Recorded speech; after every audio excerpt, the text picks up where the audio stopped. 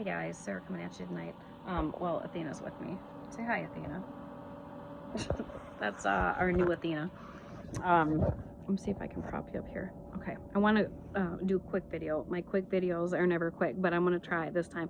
Let's get the housekeeping out of the way. Please like this video. Share it if you feel so inclined. Comment on it. That helps, I guess, get this video out there more. Subscribe if you're not already subscribed, and when you subscribed, if you hit that little notification bell thingy, you'll get notified whenever I put new stuff on. So we're also on Facebook, Instagram, TikTok. I think that's about it. That's enough for me. All right, so it occurred to me, you know, it's spring, at least by the calendar up here in Michigan. We're currently having an ice storm right now, and less than a week ago we just had a foot of snow, so whatever. But the calendar says it's spring, and my animals say that it's spring. It's lambing season, kidding season here. All kinds of exciting times if you have a farm, a homestead, a hobby farm, or whatever it is that you have, okay?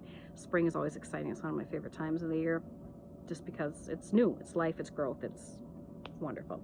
If you have a livestock guardian dog, chances are you're going to want to use that dog to guard your flock from predation. And so I wanted to talk about some common myths that are out there, misconceptions, how not to fall prey to those things related to labor and delivery of your animals and being around little small critters. Okay, so one misconception, one myth, and I talk about it all the time because it grinds my gears, is that people that say that these dogs should just be born and raised out in the field with the animals, not a lot of socialization, and they'll be fine. They'll get it. It's inherent in them, and they're just, you know, masters of the universe, and they'll be fine.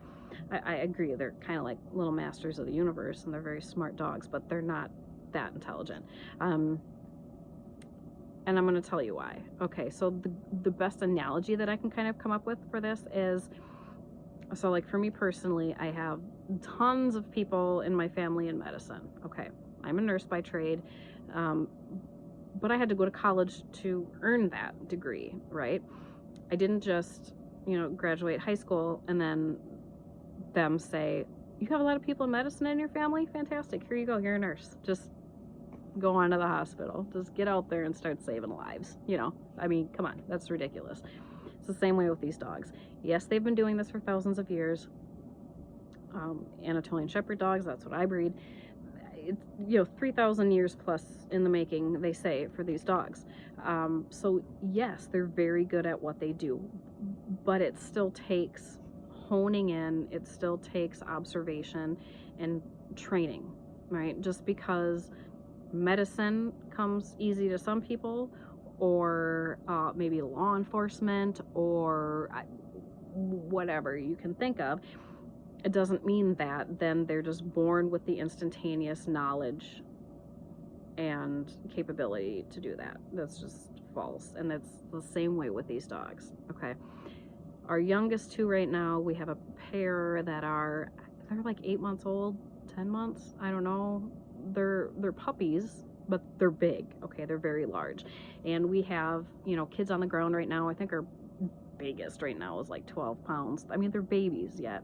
Littlest is probably like 8 pounds. Okay, so if you know goat kids, and it's lambs too, they're just like little tornadoes on 4 legs, right? They're running, they're jumping, they're into everything, they're parkouring off of everything, they're insane.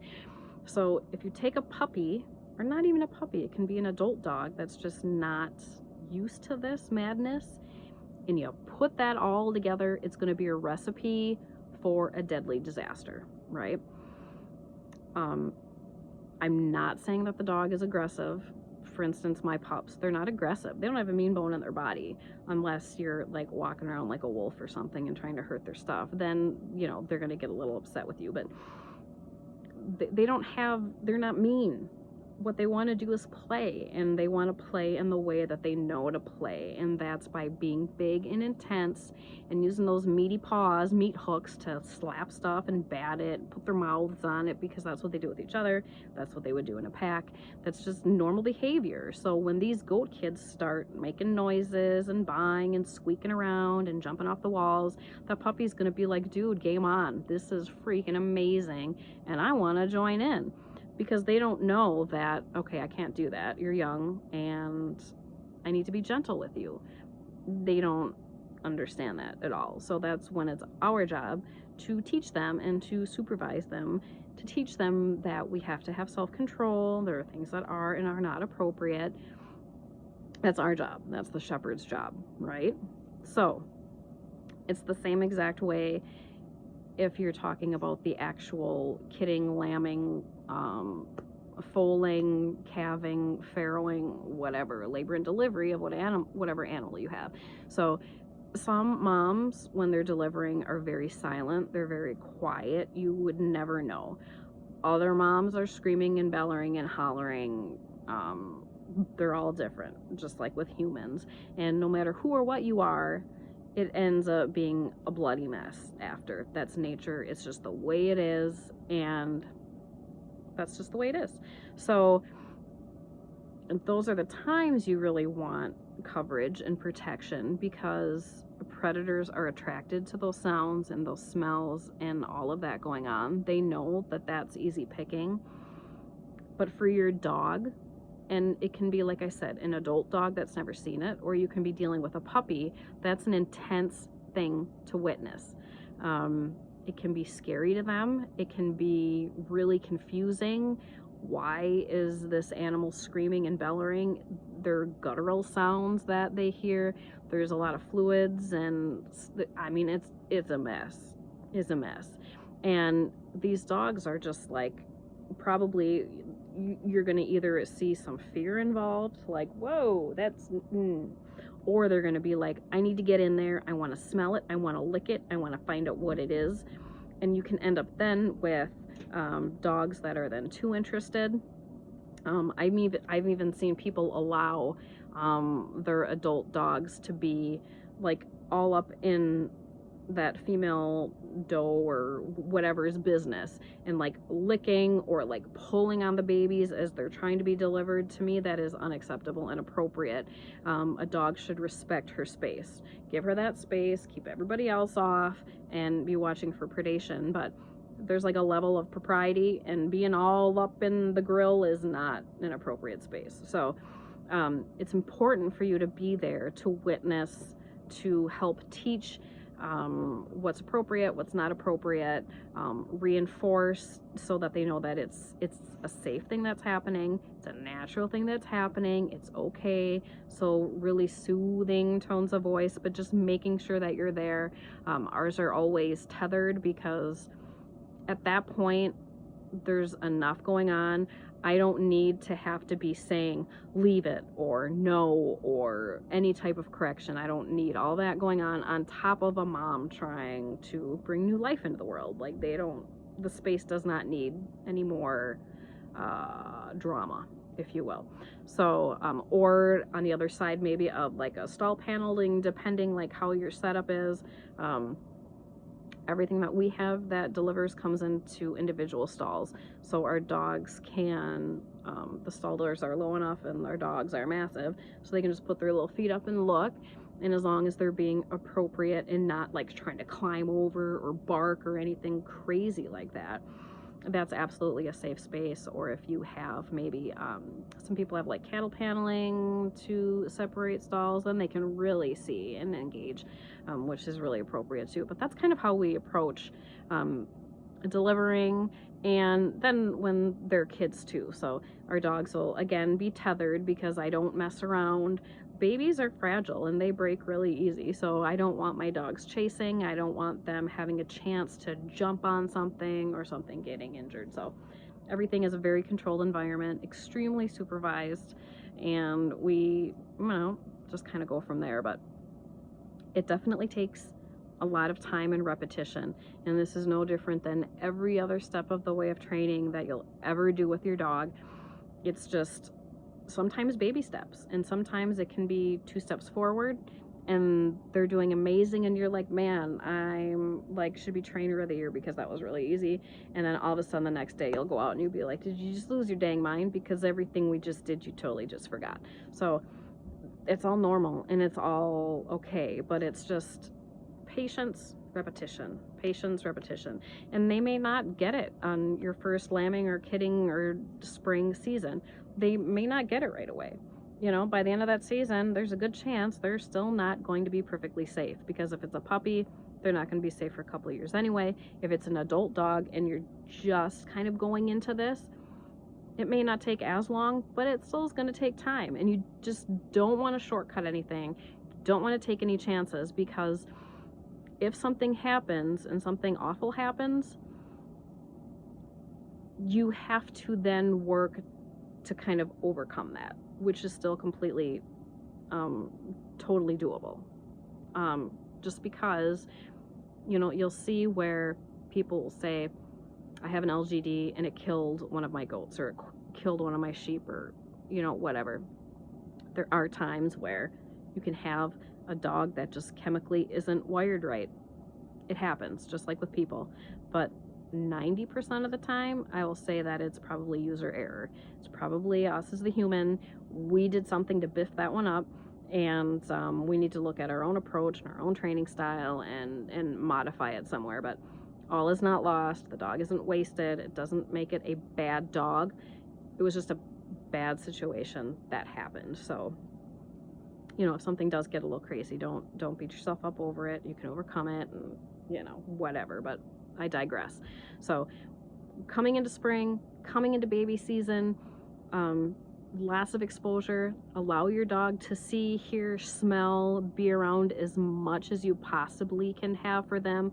I don't care if it's chicks, bunnies, kids, lambs, piglets, calves, anything you can possibly expose them to it, because it's just going to make for a better, well-rounded dog. But do it in a controlled environment, and don't expect them to be perfect right away, and don't expect them to just instantaneously know everything that they're expected to know, because that's not fair. And a puppy isn't going to have the self-control of an adult.